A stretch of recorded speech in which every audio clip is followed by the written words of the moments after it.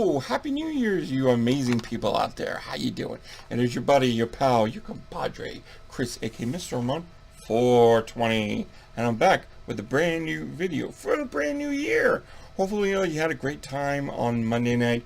Unless you were like me and you stayed in and you worked on your videos, you drank some beers, and you try to make sure you didn't go out. Because when you go out and you drink, things get bad. Like you wake up the next morning, you hear a knock on the door, and you open it up, and someone says, "Are you my daddy?" And you cry. You realize it was a nightmare. Thank God it didn't happen again. But enough about me. Let's talk about you. So since it's a brand new year, I got a few things I want to talk to you about. I'll talk to you in a little bit. But I'm doing something a little bit different with my review this time. It's actually to be one review for two movies. Both are the same. One is a different from the other. It actually comes from Rene Wiesner. He's been around for a little while. He's made some short movies here and there. All of them pretty interesting. I think, I don't know.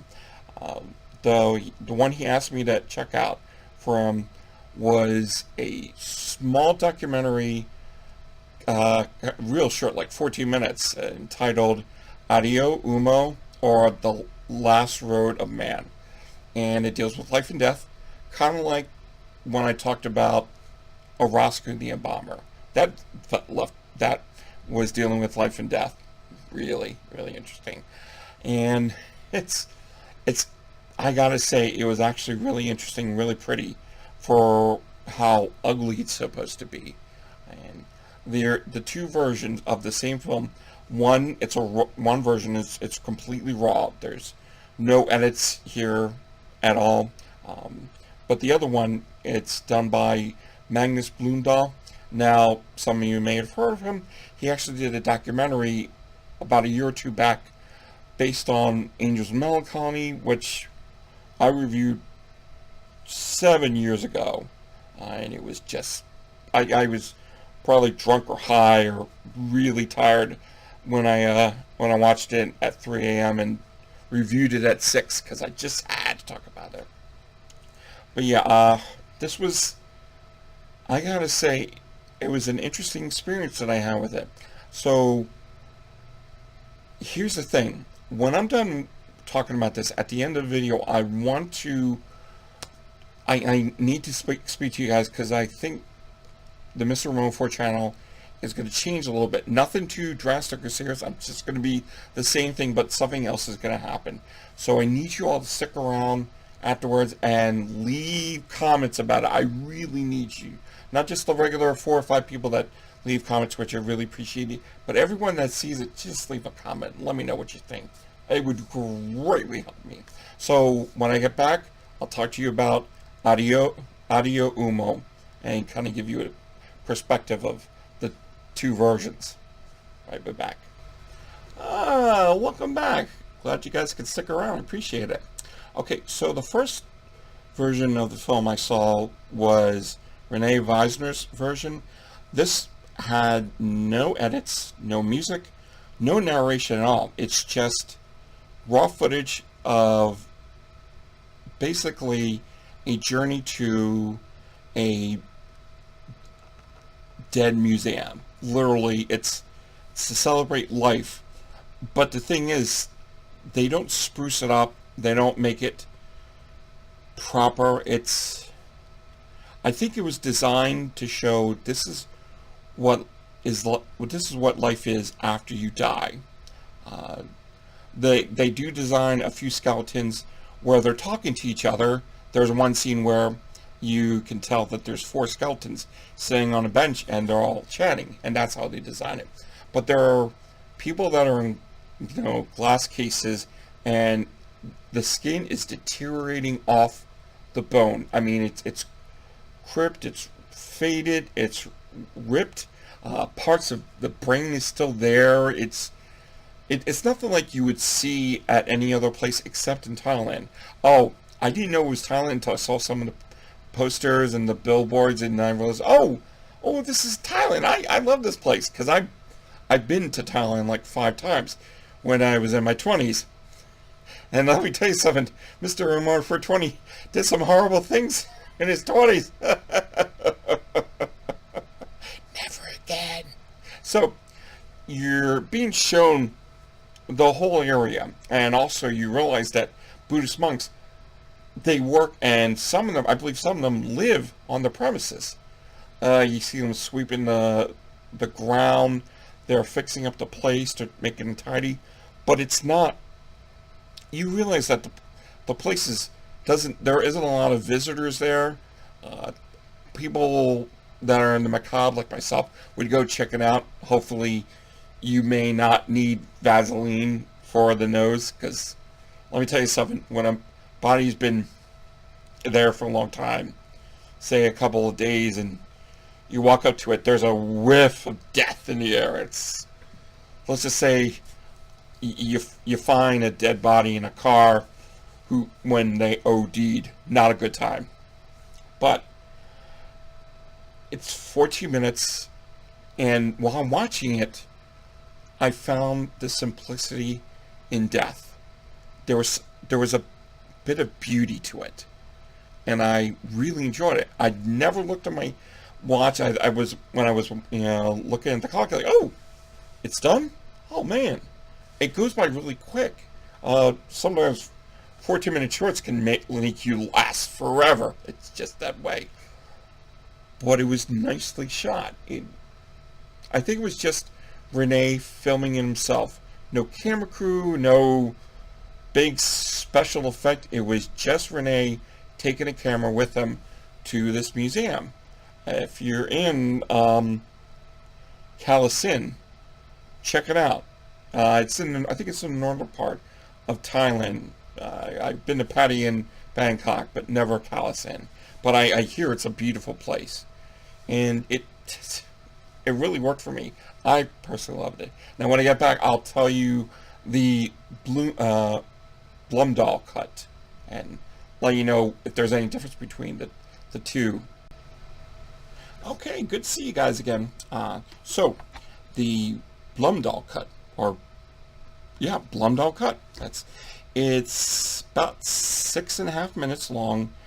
There's quick editing, ominous music, and some text with it. So it lets you know what it is. And it's like, even in the beginning, like, Addio Uomo, that's what shows up.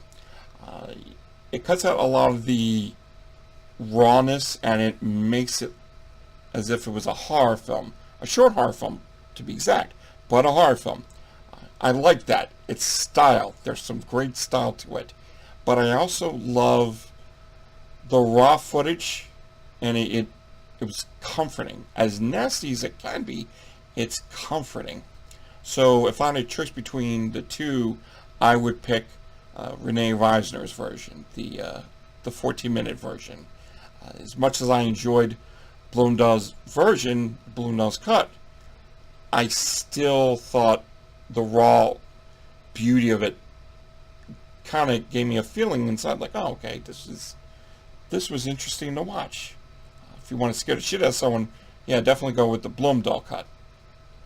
And as a matter of fact, you can, I will give you guys a link to his Facebook page to where you can get in contact with Rene and find out about checking out these films. They're really interesting, and I'll probably someday from now check out his other stuff to give you guys an idea of what his other work is. But yeah, I definitely would keep an eye out for Rene Wiesner.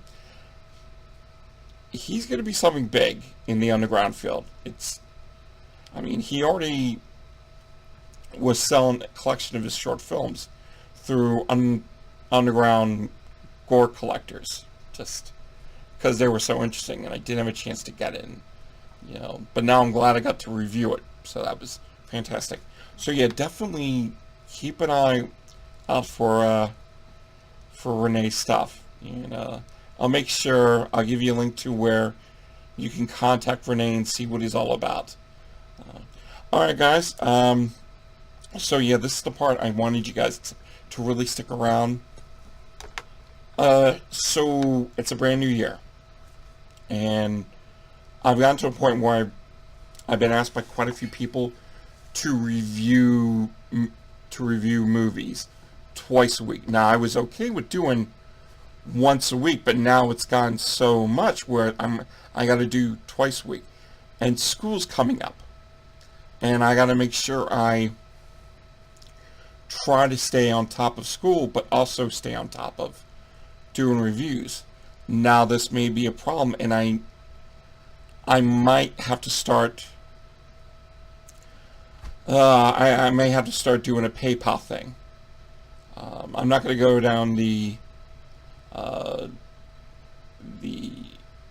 crowdfunding stuff, but the PayPal. I don't know what I can offer. Maybe you know, payment here. We can do a one-on-one chat. You know, FaceTime.